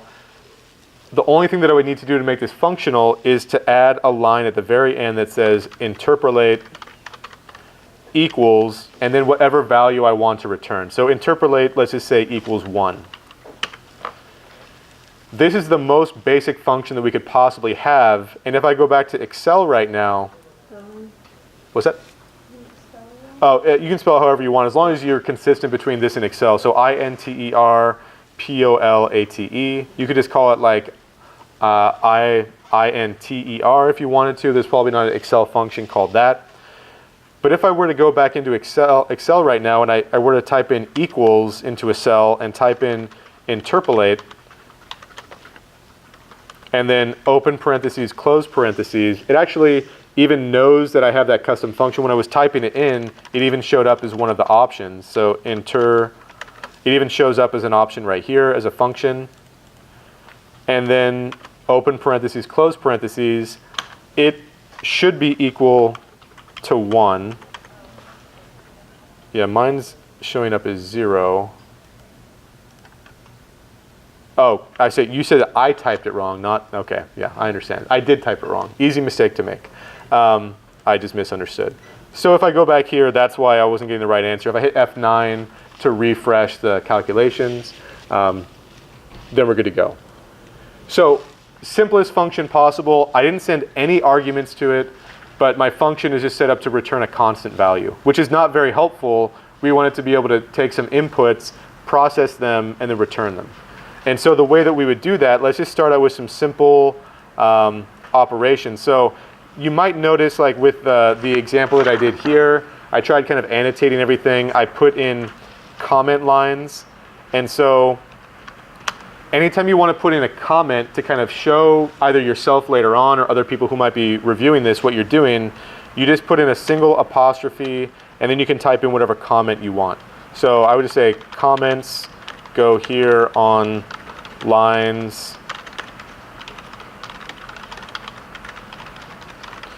starting with apostrophes. That's just kind of a note to you to just know that you have to put an apostrophe and then it'll change it into green to identify that it's a comment. Excel ignores those completely. And so sometimes if you're trying out a couple different lines of code, you can also put an apostrophe in front of a line of code that you don't want to run. Then you can maybe put it back in later on. But anything with an apostrophe, Excel completely ignores. Okay, but the first thing that we probably want to do here, I don't want to set interpolate equal to anything. Maybe the first thing we want to do is start gathering different inputs here. So if we're looking at our function, in order to be able to calculate y, I need y1, which is the y coordinate of this point. I need an x, which is telling me like the distance here, the x coordinate at my point of interest. And I need to know x2, x1, and y2 in addition. So I need five values really. But we're probably going to end up taking in even more than that. I need to ask the user to give me, let's say the first value that maybe we want would be x. Like, what is the x coordinate that you're interested in finding the y value for? So let's make that the very first value that we're asking for. And we put that up at the after the parentheses for the function name. So here I'm going to type in a variable name for the first value that gets passed to this function. So I'm going to call it x and then capital target, all one word. So x target is just going to be the variable name that I'm going to use to identify what that given value of x is that we're trying to find a y value for. And so in my example, I type in as double. And that just doesn't mean a lot intuitively, but I can tell you what it means in terms of Excel is that when I bring in this value of x target, it's going to bring it in as a variable with a double floating point precision, which simply means it could be a value anywhere from like, I don't know, like 10 to the negative 20th up to like 10 to the positive 20. There's some crazy number, and the floating point precision means that it can be like up to maybe 12 decimals long.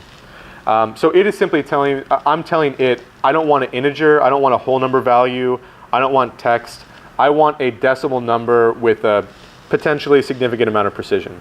Single precision is simply half the number of decimals, maybe it's like 6 or 8, I can't remember off the top of my head. If you left it blank, it would probably still work, but it's good to identify what your data types are, especially if it's going to be text. But there is a variable data type, but it ends up using more kind of processor and memory resources, so we usually don't like to do it. So double, just think of it as a really precise number, a really precise decimal number. Now, the other values that we need to bring in would be a list of like all the x's and all the y's of the points that represent this function. So if we're looking at this table right here, if I'm trying to interpolate for just a constant value of roof slope, I have different values of velocity that correspond to different pressures. So if I were to think about this as like a function, if I were to insert like a scatter plot of this, now it happens that these are mostly linear, but this, you know, these are the points that I want to bring in, the x values of each of these points, the y values of each of these points, and I might not just have 3 of them, I might have like 100. And it just so happens that these are probably relatively linear already, but they could be potentially like a parabolic or cubic type function. But all of the x values need to come in, all the y values need to come in. And we're not going to bring them in one at a time. When we bring them in, I just want to be able to select a range of values like this and send them to the Excel function. So the way that we do that, the way that we bring in more than one value at a time, is a little bit trickier, and this will get you used to these Excel kind of objects as well too, is that I'm going to bring in my x's as what's called a range. So let's just go ahead and call it like x capital values maybe. This is just going to be a container that contains all of those x values that we select with our mouse. And the way to make it that container that could be multiple values is to bring it in as what's called a range. So a range, we saw this before when we were doing macros. A range is a container that can contain like a bunch of cells, basically. So when I select those cells in Excel and I send them to this function, when I get it over here, I still see it as a bunch of cells. So that's why it's called a range. And we'll do the same thing. We also need to send all of the known values of y. So I'll call that y values as well too. And it still needs to be a range. So what would happen, like, you know, like the first X target as double if we like selected a range of numbers? Yeah, if you selected a range of numbers, because we identified it as double, I think it would give you an error. It might just give you the value of the very first cell. And the cool thing about this, I don't know if it's cool or not, but we could try that out, because one of the first things that we want to do is kind of some error checking, or make sure that what we're trying to capture here, what we're trying to intake, doesn't have any errors. So one of them might be if you have a bunch of cells selected for the first one and it gives you an error, we want to make sure it shows up as an error and not like just takes the first value. That's going to be a little bit trickier to do, but one of the things that we will do is for the X values and the Y values, we need to double check that they are both the same length.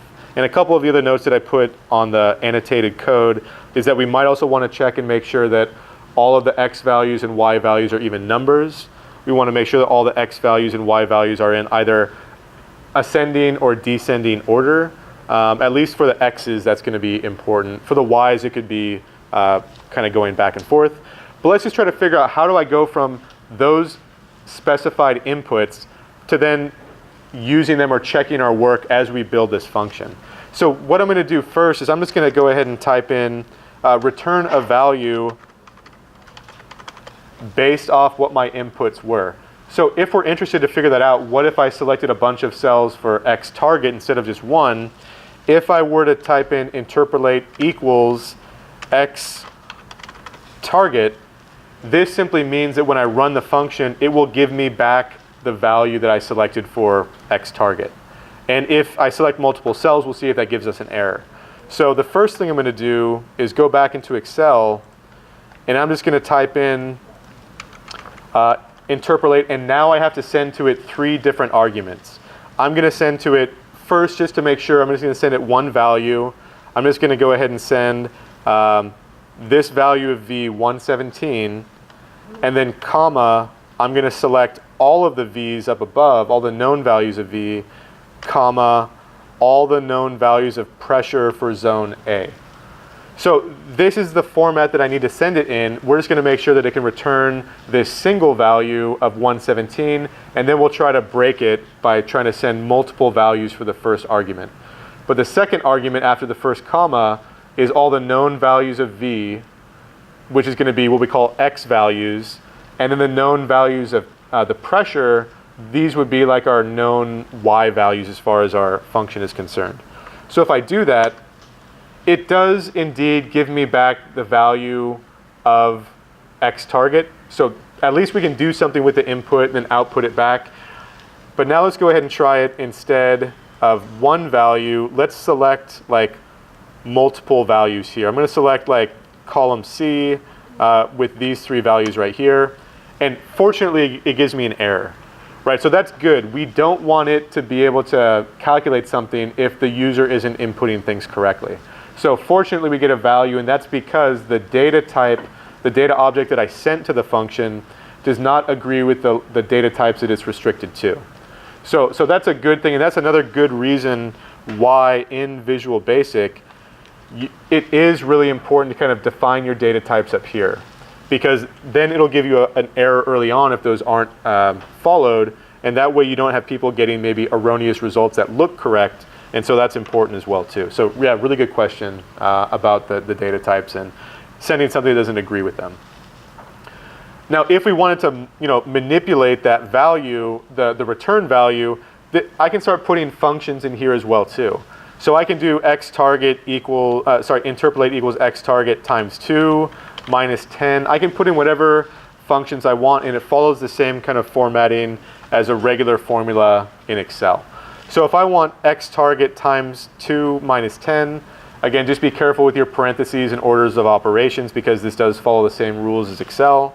If I do that and I go back to Excel and I make this first argument just that single value of that 117, which is D52, it should take 117, multiply it by 2, and then minus 10, so we should get, what is that, 224. All right, so 224, good to go. So we're not limited to just taking in values and spitting out the same values. We can do a lot of operations with them in between, which is what the value of these functions are. They're just algorithms, given inputs, and then we give a specific output. So one of the checks that I wanted to do, that I do in the example that I sent to you, I'm going to make this first comment to say check to make sure that the number of x values equals the number of y values. So if our user was sending us 10 values of x and then 5 values of y, we can't deal with that, right? We need the same number of x values as y values because each of those represent a single coordinate of this kind of linear equation, at least linear in between points. So this is where getting familiar with this object-based programming is important because, like I said, we've brought in the x values as a range. A range is a container of cells, and it will have its own properties that we can call from here as well too. So the way that we would do that is for the x values object, let's just go ahead and type in x values, and you gotta spell it right, which I'm having problems with today. X values, that is an object. And to find out the properties of the object that I can call from, I will put a period. And then it will give me different methods and properties. Ignore all the methods for a function. Sometimes you can use some of them a little bit, but really you want to only focus on the properties of an object, which would be like the number of cells in this range. And if you don't know how to figure out how many cells there are in a range, you could do a quick Google search, or you can browse through this long list, and eventually you're going to find one that says count. So C-O-U-N-T, count. This will give you the number of cells in this range, because a range could be one cell or it could be multiple cells. So xvalues.count.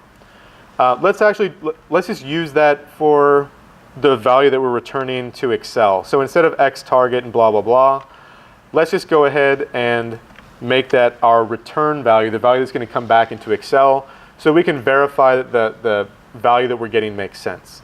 So if I go back into Excel and I refresh this calculation by hitting F9, I now get 3. And so does that make sense? So the return value is xvalues.count. What is xvalues? Which argument is that here?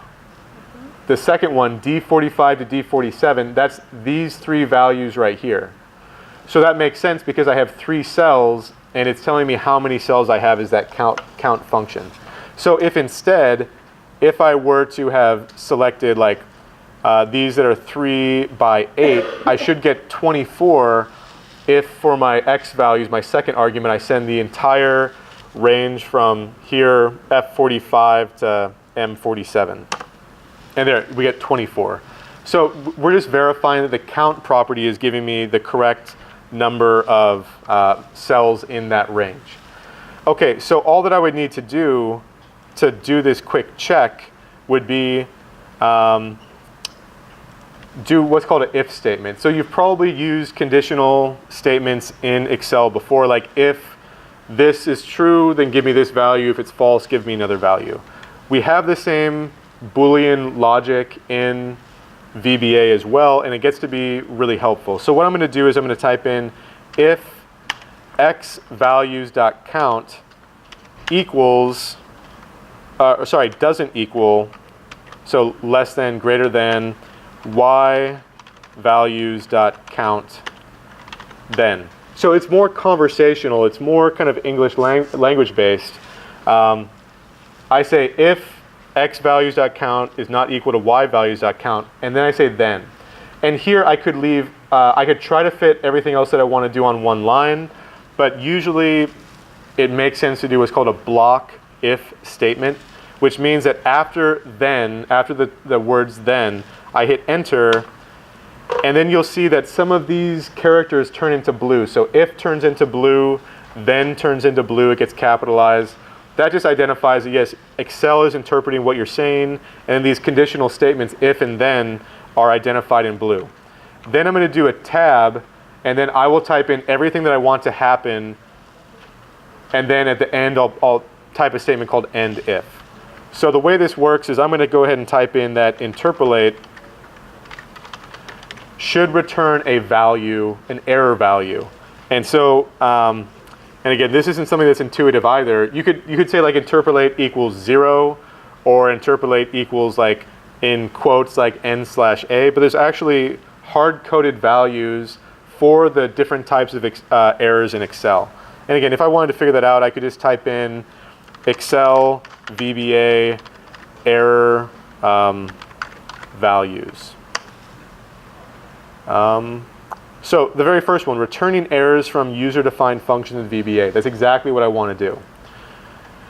And then here it simply gives me a list that says I can type in like XL ERRDIV0, and it'll return the pound divide over 0 error. Any of these errors that I want. Now, if they're sending me the wrong number of values of X and value of Y, I think probably the NA, like not applicable, error makes the most sense. So I'm just going to copy this XLERRNA, and I'm going to put that into my code. So if they give me the wrong number, not coupled up data, I'm going to say not applicable, and then they're going to have to figure out what's wrong. And then the next command is just simply going to be to exit the function, because I don't want to go through the rest of my calculations if it's got this error. I just want it to stop at that point. And then the other key here is that I usually will go back a tab and then just space, maybe twice, and then say end if. So let's just talk about each line individually. So the very top line is my conditional statement, and then if it's true is the only kind of, if this is true, then it'll operate everything in between the top line and the end if line. And so if it's true, it's going to return a value of an error, and then it's just going to jump out of this function and ignore all the rest of the code that we have down below. That's what exit function means. And so the block if is simply a nice way of having multiple operations occur if a condition is met. So let's just go ahead and see if that works. So we can go back to Excel, and right now it's working just fine. It's giving me a value of 3, but that's because my function has the correct number of X values and the correct number of Y values. If I were instead to select only 2 of my Y values, I don't know why it's doing that. If I selected only 2 Y values, it should return that NA error, and it's not. And so we have to figure out why. Okay, so let's figure out why. So X values.count, Y values.count. Could you like reset it or whatever you said you had to do? I can try that really quick.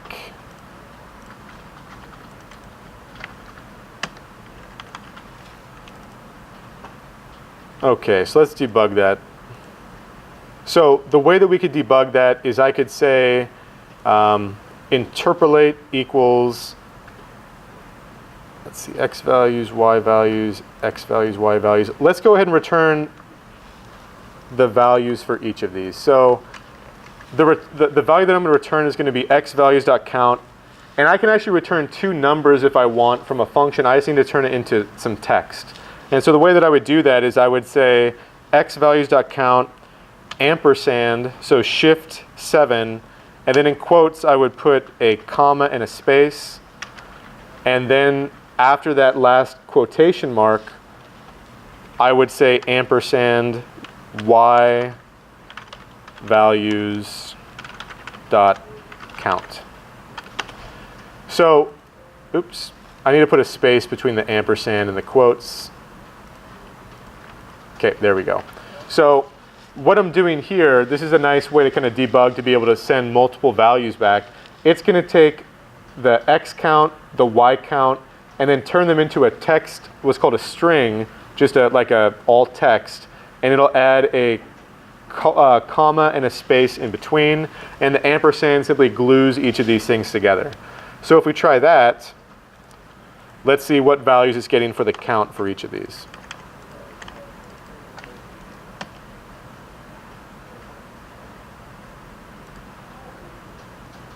Oh, maybe that 2042 is the error. Yeah, I think it's giving that instead of the name. Okay, yeah, I'll have to...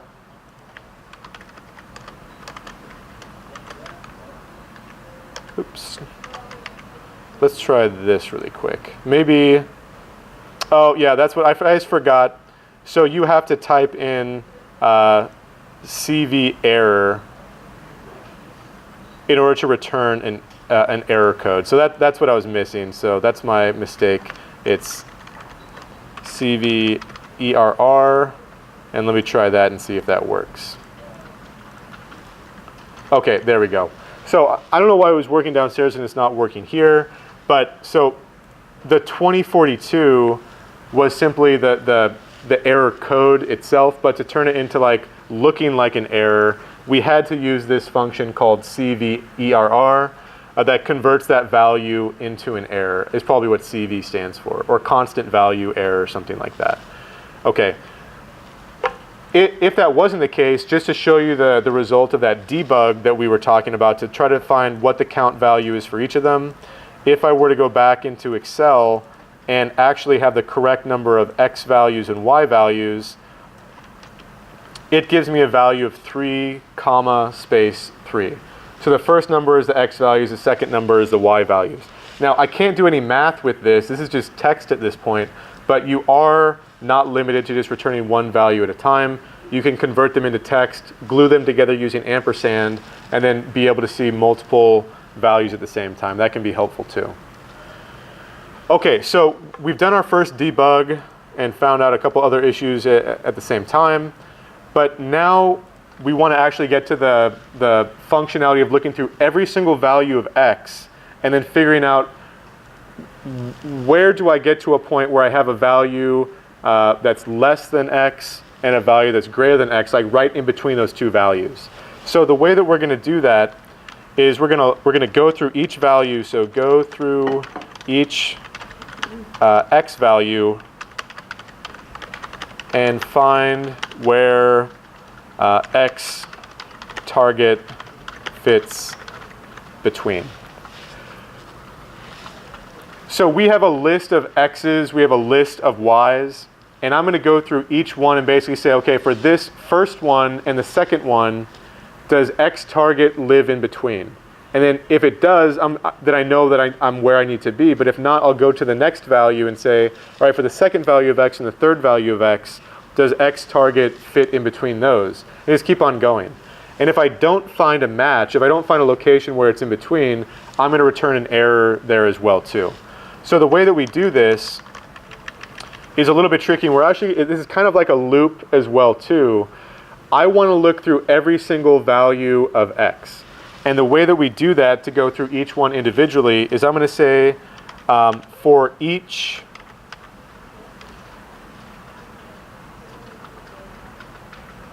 well, actually, I'm sorry. I did it differently this way. So I want to follow with our example. I'm going to say for I cell equals 1 to X value dot count. What this does is it creates a new variable called I cell, which is just an index of the cell that's going to go from 1 to whatever the upper limit of my cell count is. So in our case, it's going to go from 1 to 3.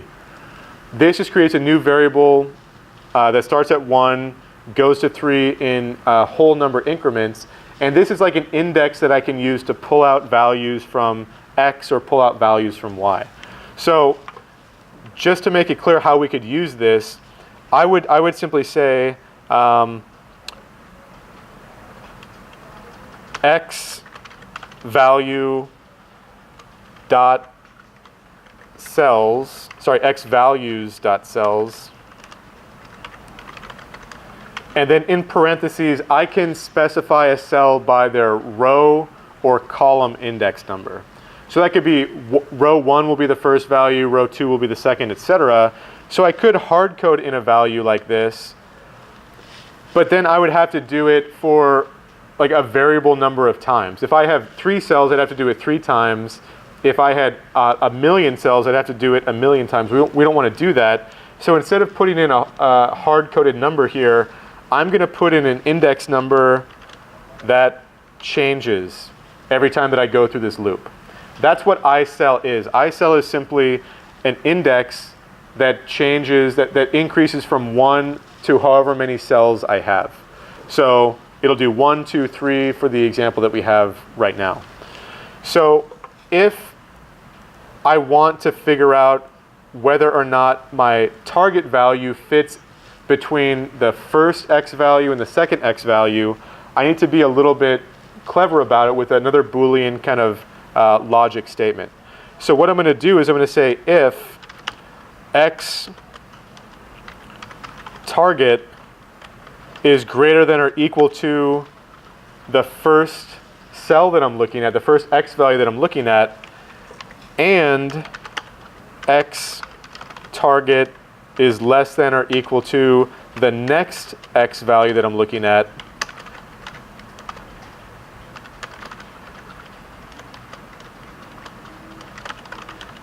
and I'll say then.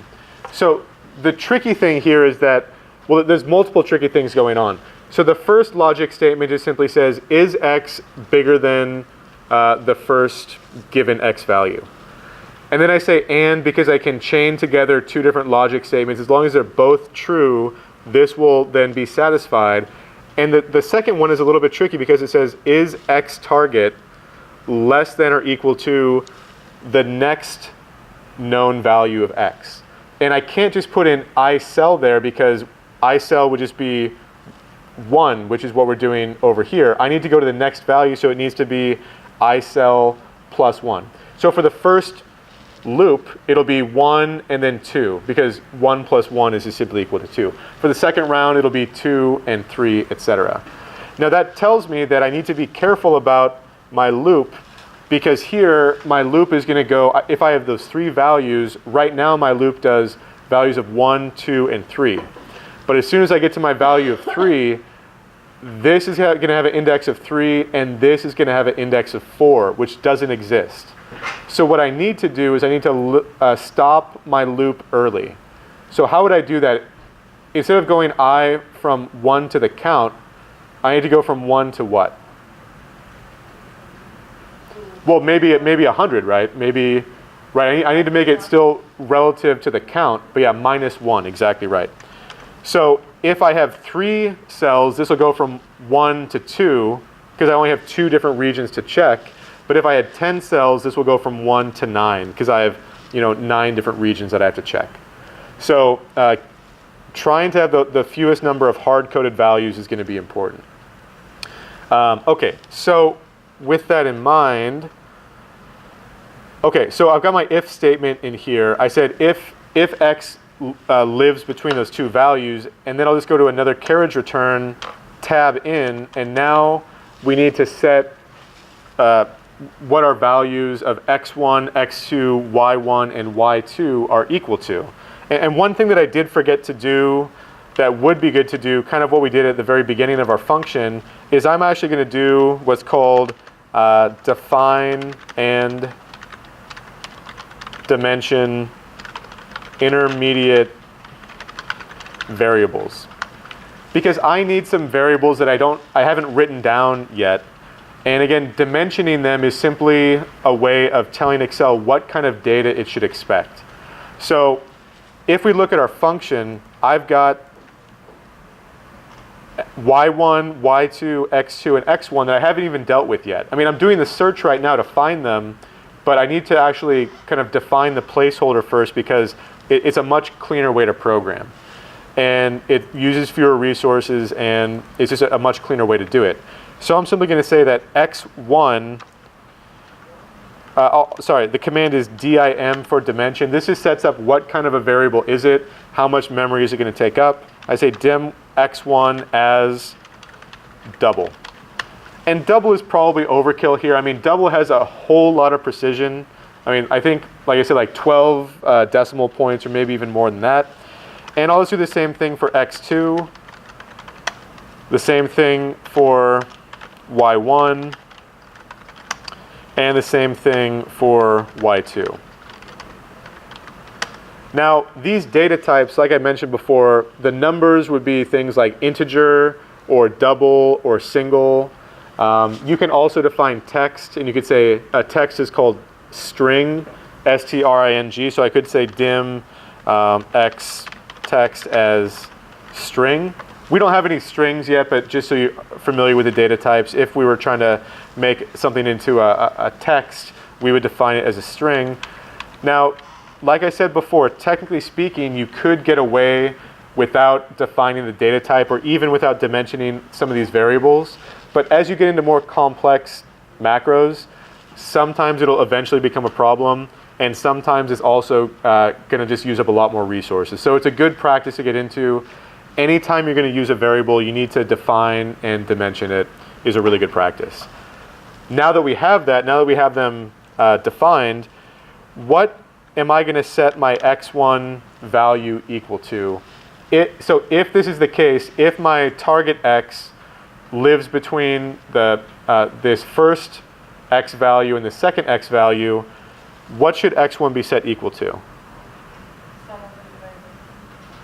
Well, we're not quite going to do that yet. We're going to do that function later on. If I was looking at this image right here, so we've gotten to this point. You could imagine that there's more points out here. Maybe there's more points over there. I finally found a location where x, my target, lives between here and here. So like this x value, in terms of that loop, this is x value dot cells I cell. And that I cell value could be 1, 2, 3, whatever it is, depending on how many values we have. But I've finally gotten to the point where we're at I cell, and that value is just increasing. So I need to set x1 equal to whatever that x component is of x values, and the same thing over here. This is going to be my x2, which is simply I cell plus 1, that other index. And so here it's going to be equal to x values dot cells comma I cell. And again, that's not necessarily going to be 1 or 2 or any value. It's just whenever I get to the point where the I cell index of x and the I cell plus 1 index of x is on either side of x target, that's when I pull out these values. It's only going to happen once, hopefully. And x2 will be the same thing, but simply I cell plus 1. Again, I cell is just a whole number value that represents all of the indexes throughout this range of values.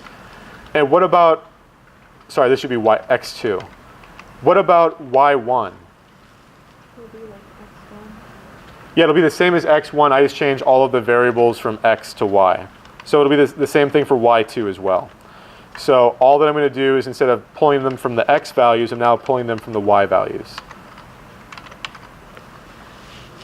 So what this process is doing is it goes through every possible coordinate, every known value of x and y, and saying, is x target between this value of x and the next value of x? And if it is, I'm where I need to be. I'm going to pull out x1, x2, y1, y2. If I find that spot, I want to stop. I don't want to keep on looking through these. And so I'm going to say, after I've done this, I'm going to say exit 4. So this is called a for loop. And so when I say exit 4, it simply means that, well, let's finish the loop really quick, because I need to put in end. Oh, sorry, I need to put in next I cell. So this is where the nomenclature is going to get, you just need to get used to it and see some examples. The loop, this for loop, is simply going to go between the for and the next command. So the for is the beginning of this loop, the next is the end of the loop. So once it goes through this and it has a value of I cell of, let's say 1, it will jump back to this line, change to the next value of I cell, go through these commands, go through, et cetera, et cetera. And so the beginning and the end of the loop is for and next. Just like the beginning and the end of the if statement is if, and then I need to put in end if at the beginning. The exit command is simply what I use if I don't want to continue going through this loop anymore. Or if I don't want to continue going through this function anymore, I can say exit exit for, which is exit a for loop, or I can say exit function, which jumps out of the function as well too.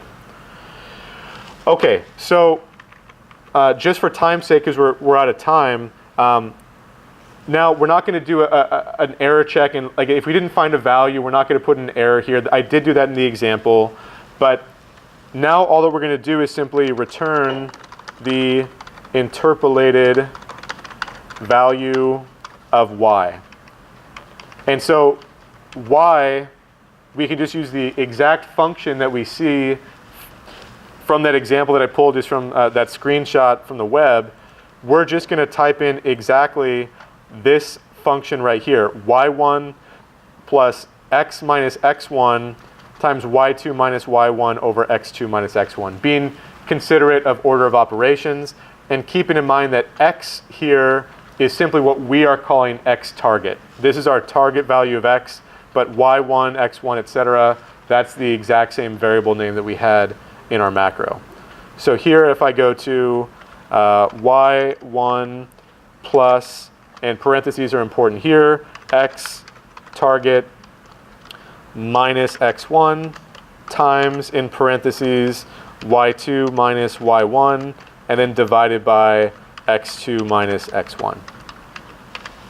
So that's my actual function, that's my actual interpolation function. It just required going through each value and finding which 2 points I need to interpolate in between. So if I do that, now when I go back, I should be able to use this function to figure out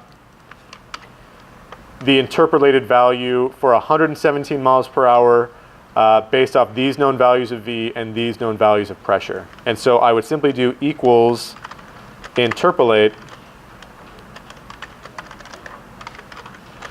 my target value of x, comma, my known values of x, comma, my known values of pressure, comma, and then, sorry, close parentheses. And I'm getting a value error, so let's take a look at that really quick. Let's go back here, y1, x target.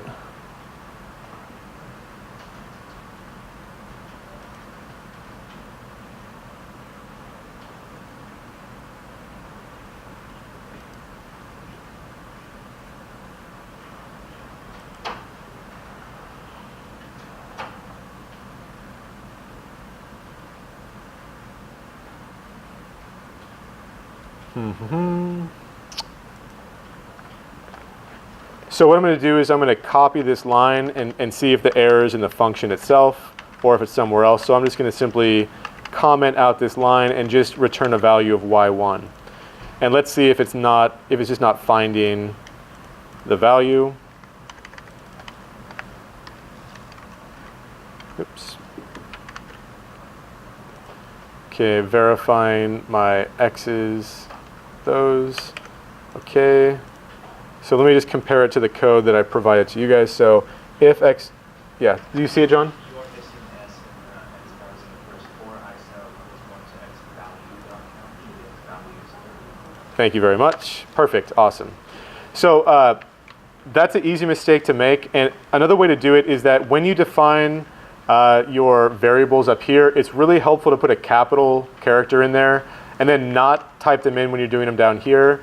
Because if you don't type it in after you've defined it, it will automatically put the capital in. So that's a really good kind of way to check your work. And you could even do that with like the x's as well too.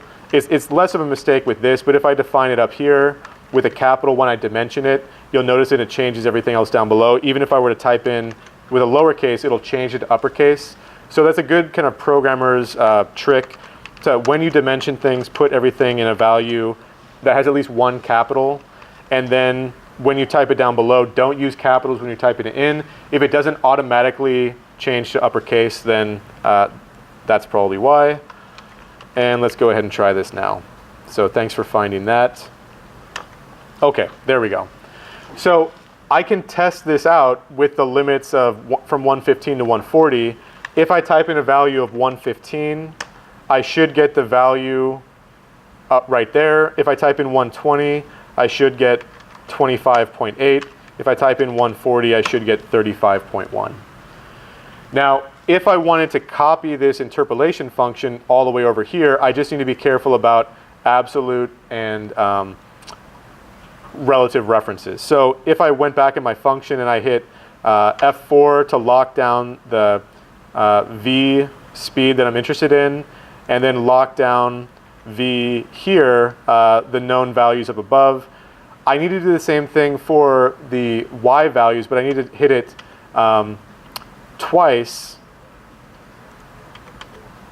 so that it will allow these references to move with the cells. So if I were to copy and if I were to paste just the functions, these will move the purple references, but not the red or the blue. So again, took more time than I was expecting, but hopefully, I mean, that introduces you to a lot of stuff. So the object-based nature of things in Excel, so ranges being an object, cells being an object. It introduces you to some loops as well too. Introduces you to some custom functions. Introduces you to some of the common pitfalls, like typos are really easy to make and hard to find, so there are some tricks to deal with that. But again, it just takes a lot of time to kind of get used to this, but I'm happy to keep on meeting and talking about other stuff as well, doing maybe more macros. I know there's some interest in doing those user forms, popping up windows and things like that. Message boxes are a good way to debug your work as well too. So whatever else you want to talk about, just let me know. I'm happy to do it. But you know, over the break, I'm happy to meet up as well too, or early next term. So just let me know what you want to talk about, and then I can stick around for a little bit here too if you have other questions. So yeah, oh yeah. Just as far as like quick feedback goes, I mean, obviously the pace is kind of fast, and so you know I try to give you the fully worked out examples to go from as well, and you have the video to go off as well too. But as far as content goes, I mean, is this kind of what you're looking for? This kind of stuff? Okay, all right. And so just let's find some more examples. Let's work through that design spreadsheet and try to make that even more functional with VBA. Let's do some user forms as well too. But you know, just talk to Rebecca. She can kind of document everything that we want to talk about. And if you have any lingering questions about this stuff, just send me an email, and I'm happy to meet with you one-on-one as well. So, but this stuff is great, but just don't overlook all of that stuff that we talked about for the first half, because that is really important too. Yeah, Paulina. Can you go back to your macro function first? Yeah. First, and then second of all, can you recommend any additional resources, like any books to look into, like if you want to try things? Because you know, like there's this tons of stuff on the internet, like anything. So this cpearson.com is awesome. So I'm not surprised that this was the first resource that came up, because I don't even know who Pearson is. Chip at cpearson.com. So I'm guessing it's Chip Pearson. It's some person who does like consulting. I don't know how many tutorials Chip has up on here, but he has got some great worked out instructions for a lot of programming.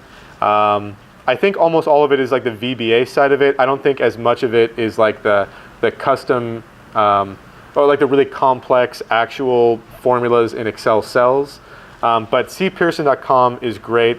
I did have a link to the PSU library for that one e-textbook, and I can put that in the same Google folder. I forgot to post it last time.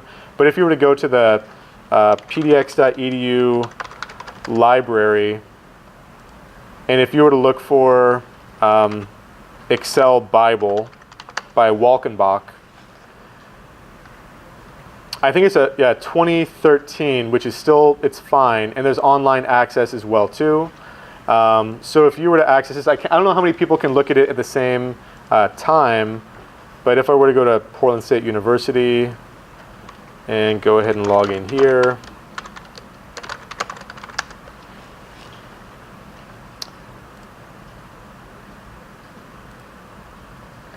so part 6 is all programming Excel with VBA. And there are some good tutorials in here as well too. And if you were looking for something that was well structured and it kind of goes into a fair amount of detail, I believe this has a lot of good examples. And I haven't looked at this one for a while, but it is, again, a free resource that I don't think they have a paper copy at the library, but they go through a lot of the same stuff that we've been talking about already.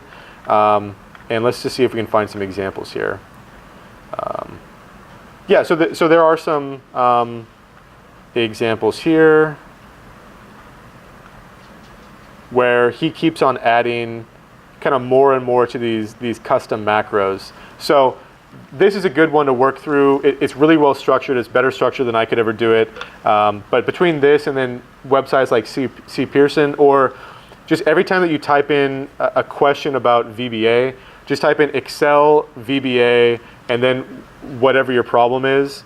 Putting Excel and VBA together helps a lot. And you're going to find just so many resources available online with people going through the same problems. But as far as structured resources go, between the Walkenbach textbook and between cpearson.com and then the message boards, I think that's the best place to get kind of that structured instruction. And again, whenever you want to go over anything with me, or if you have any questions, I'm happy to talk about that too.